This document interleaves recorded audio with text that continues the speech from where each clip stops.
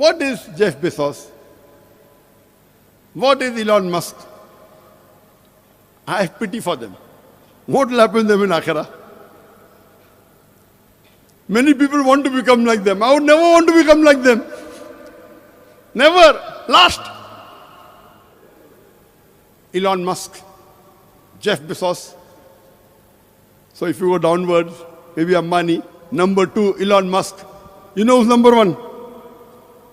Who's number 1? Elon Musk doesn't own the full world. So this is our Iman.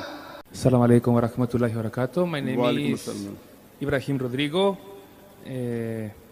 I'm a specialist in gas filtration and also in sustainability. Inshallah, we'll be having this last question because we have to end the session. The last question. Okay. Yeah. So I go straight to the question. My question is, how can Muslims entrepreneurs pursuing business excellence while navigating traditional and Islamic finance overcome fears of wealth and ethically collaborate with non-Muslim stakeholders within Sharia compliant practices? Brother asked the question that how can Muslim compete with other entrepreneurs following the Islamic Shari'a in terms of finance? Mainly you are referring to other people are allowed to take interest and the Muslims should follow the Quran, that interest is haram. How can we compete? I believe if you follow the Sharia principle, I've given the talk on interest-free economy promulgated by the Quran. It's the talk of mine. Interest-free economy promulgated by the Quran. And there I've shown that if you follow the principles of Quran strictly, Quran and Hadith, you will prosper. One principle, short principle. Make Allah your business partner. I make Allah my business partner.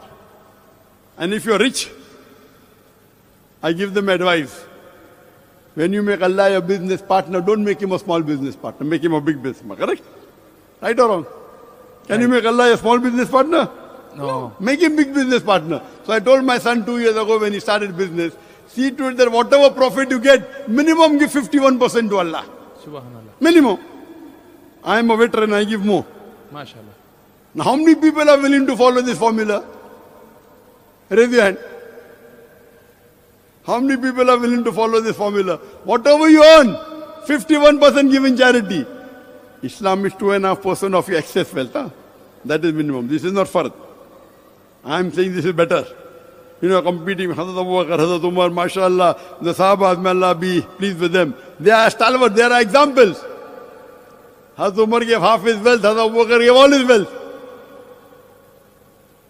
If you follow this formula, you have to get, Allah will test you.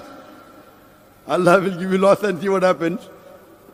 Believe me, I am applying this formula since I started Dawah.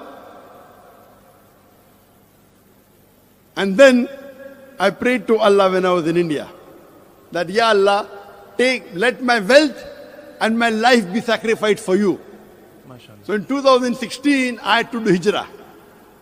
All my wealth I left behind. So Allah heard half my dua. My wealth is gone. My life is yet there. I'm waiting for the second half to be accepted by Allah. Inshallah. But when I do dua, I never do dua that let my wealth in India come back.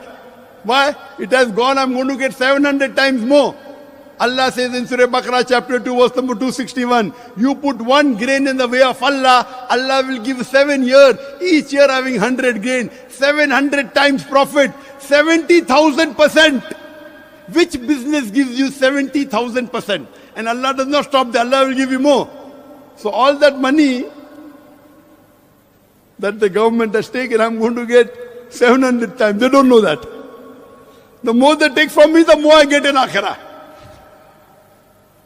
Never once did I do dua that let my money come back because I already got 700 Akhirah. We start new business. For 1.5 years I didn't earn anything. After that, Allah gives me new. For 1.5 years I didn't earn anything. So from that I did not give anything because percentage of the profit. Again, Alhamdulillah. Many people came forward, Dr. Naik, what do you want? We'll give you $10,000 a month, $25,000 a month, $100,000 a month. May Allah reward them. I said, don't worry. You know when Abdurrahman bin Auf, may Allah be pleased with him, when he did Hijrah, he came to Medina, people said, we will give you wealth. He said, no, show me the marketplace. He went to the marketplace and came back wealthy. It was like whatever he touched became gold. I'm not Abdul Rahman bin Auf. But alhamdulillah, Allah is there. We have so much faith in Allah.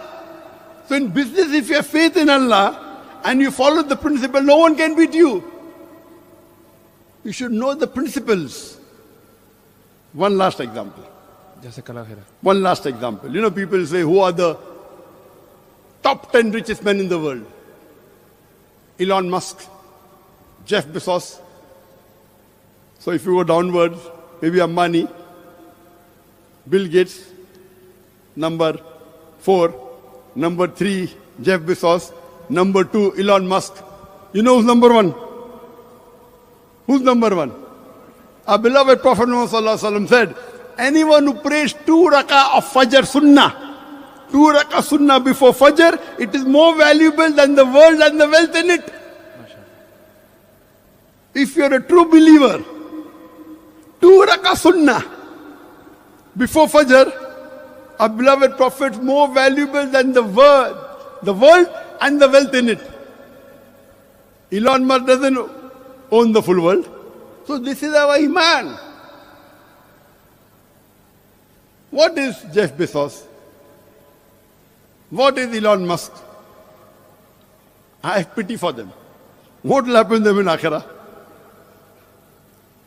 Many people want to become like them. I would never want to become like them. Never. Last. What is wealth?